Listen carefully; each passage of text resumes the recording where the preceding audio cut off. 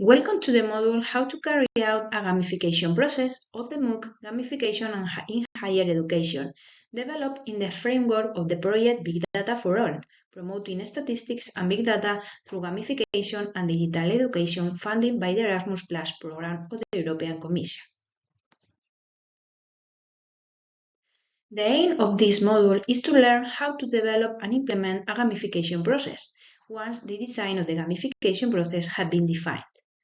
Upon completion of this module, you will be able to understand the main steps in developing a gamification process, identify key elements for the development of a gamification activity, and learn about platforms for the implementation of gamification activities. Once the questions formulated in the design stage have been answered, it is time for the development and implementation. Some relevant aspects to be taken into account at this stage are outlined below.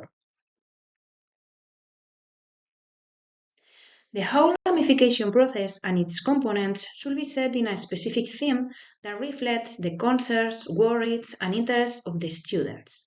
A story to tell should be created to contextualize the activity and capture their attention.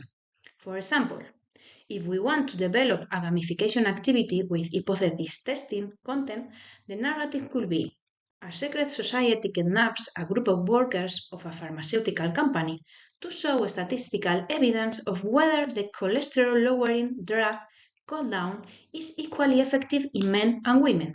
The workers are locked in a room and must find the key to get out. The objectives we set at the design stage must be clear to the students, both in terms of play and learning. We must also be clear about the way they must follow to achieve them.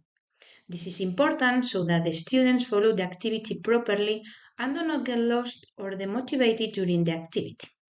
A learning objective may be to manage the concepts of hypothesis testing and game objectives to find the 4-digit key to be able to leave the room. During the development of the activity, the purpose of the game should not be forgotten.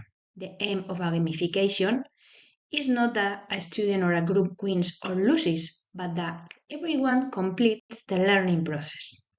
In order to achieve this, a specific challenge should be proposed to maintain attention and motivation.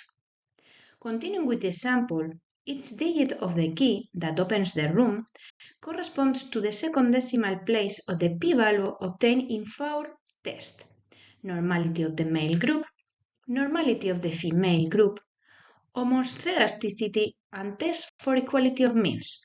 They will be presented with the screens for selecting the appropriate test to perform each step.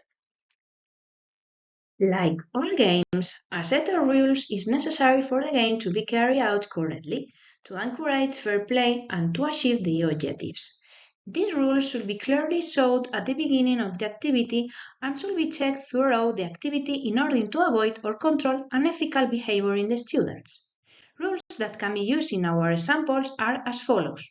The activity should be developed in group without using the notes. The opinions and speaking times of the classmates must be respected.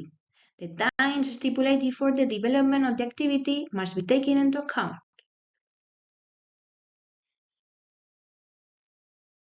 One of the most relevant aspects in gamification is the motivation of the participants. If the proposed activity does not motivate them, there is a high probability that they will leave the game and therefore not complete the learning process and not achieve the objectives. In this sense, successive challenges of increasing difficulty can be proposed. Challenges that are not so easy that they lead to demotivation or so difficult that they lead to failure. Another resort that favors motivation is the use of reward systems such as points or rankings. In our example, the first challenge will be easier and the following ones will increase in difficulty.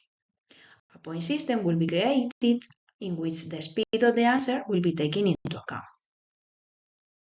As we have pointed out above, the aim of gamification is for the learner to complete a learning process. This leads to the need to include feedback at different stages of the activity. In this way, we will include elements that allow students to know if they are on the right track in achieving the objective, and if not, provide clues as how they can improve or reinforce what they are learning. For wrong answers, they will be explained why the test is not appropriate, and they will be offered clues to lead them to the correct answer so that everyone can get the key and leave the room. All these factors will help us to achieve our main objective, student learning, through the gamification process. The gamification process can be carried out in a physical environment or in a virtual environment. However, the latter option is increasingly used as it allows a better immersion of the students in the chosen topic to contextualize the gamification process. Let's practice, and based on the gamification process designed in the previous module, develop an example on one online platform including all of the elements necessary for the activity to enable students to achieve the expected learning. Thank you for your attention.